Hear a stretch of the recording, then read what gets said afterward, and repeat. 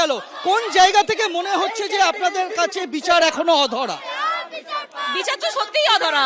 বিচার এখনো তো কোনো দোষী সঞ্জয় রায় ছাড়া কেউ গ্রেপ্তারও হননি, কারণ কোনো শাস্তিও হয়নি। কাকু কাকিমাও অনেক জায়গায় চেষ্টা করেছেন, আমরাও চেষ্টা করেছি, না হাইকোর্ট না সুপ্রিম কোর্ট কেউ আমাদের বিচার পাইয়ে দিতে পেরেছে। তো সেই জন্য 2 বছর এখনো বিচার অধরা। সঞ্জয় রায় ছাড়া কোনো কেউ গ্রেপ্তার নেই, সিবিআই চার্জশিট দিচ্ছে না, সিবিআই এর স্ট্যাটাস রিপোর্ট এখনো পাওয়া যাচ্ছে না। স্ট্যাটাস রিপোর্ট যেটুকু পাওয়া গেছে সেটুকুতেও কোনো নতুন তথ্য আসছে না। তো কাজেই আমাদের বিচার যে নেই সেটা দিনের আলোর মতো পরিষ্কার। তুমি দেখতে পাবে যে এখানে যে ব্যানারকে নিয়ে তারা পথে নেমেছেন, বিচারহীন 2 বছর, এখানে বিচারহীন 2 বছর প্রতিবাদ মিছিল, অপেক্ষার প্রতিবাদী মিছিল, 2 বছর অতিক্রান্ত, আর কতদিন সময় চাই, জবাব দাও সিবিআই। সেই বহু পুরনো আমরা যে বাক্য আমরা শুনেছি দেখেছি এর আগে, মিছিলের পর মিছিল তারা পায়ে হেঁটেছেন এবং এই দাবিগুলিকে নিয়ে তারা পায়ে হেঁটেছেন। সেই বক্তব্য আরো একবার তুলে ধরছেন তারা। এখানে রয়েছেন আশফাকুল্লাহ নাইয়া মিছিলে।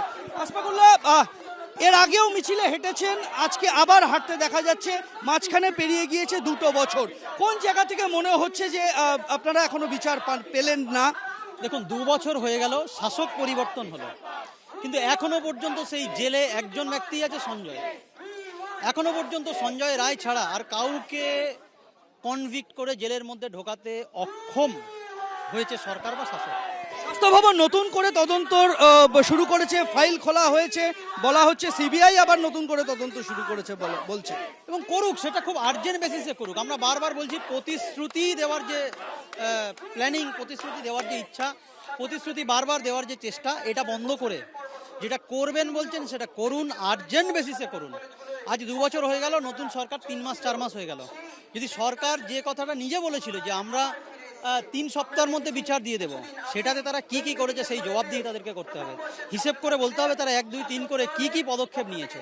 তো আমরা এই জায়গাটা খুব পরিষ্কারভাবে শাসকের কানে পৌঁছে দিতে চাই যে আপনারা অন্য সমস্ত কাজকে পাশে রেখে, সাইড বাই সাইড রেখে, অন্ততপক্ষে একটা কাজ করে পশ্চিমবঙ্গবাসী, ভারতবাসীকে দেখান যে অভয়ার বিচার আপনারা করতে পারবেন। যদি অভয়ার বিচারটা আপনারা করতে পারবেন, যেটা বলেছিলেন, সেই পথে হাঁটেন এবং খুব দ্রুত সেই জায়গাটায় নিয়ে আসেন, তাহলেই মানুষ রাস্তা থেকে হয়তো কিছু হলেও সাইডে থাকবে, না হলে মানুষ রাস্তাতেই থাকবে।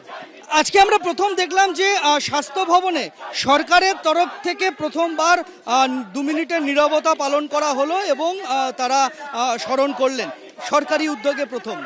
তাতে স্বাস্থ্য সচিবও ছিলেন, স্বাস্থ্যমন্ত্রীও ছিলেন। কিভাবে দেখুন, এই নীরবতা পালনটা অবশ্যই সম্মানের, সবাই নীরবতা পালন করুক, কিন্তু প্রশ্নটা হচ্ছে যে এই নীরবতা পালনটা নীরবতায় ট্রান্সফার না হয়ে যায়। এটা একেবারের মতো নীরবতার জায়গায় না চলে যায় যে বিচার দেওয়ার জায়গায় নীরবতা হয়ে গেল, বিচার চাওয়ার জায়গায় নীরব হয়ে গেল, এটা অন্তত না হয়।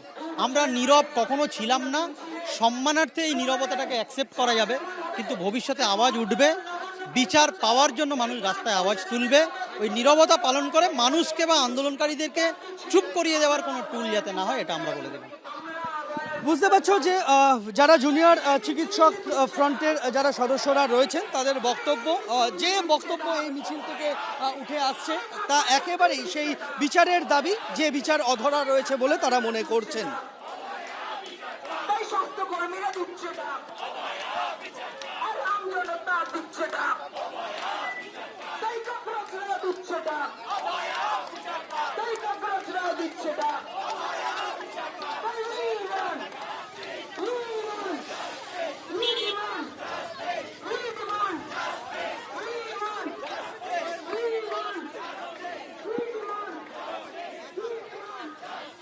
এবিপি আনন্দ, এগিয়ে থাকে, এগিয়ে রাখে।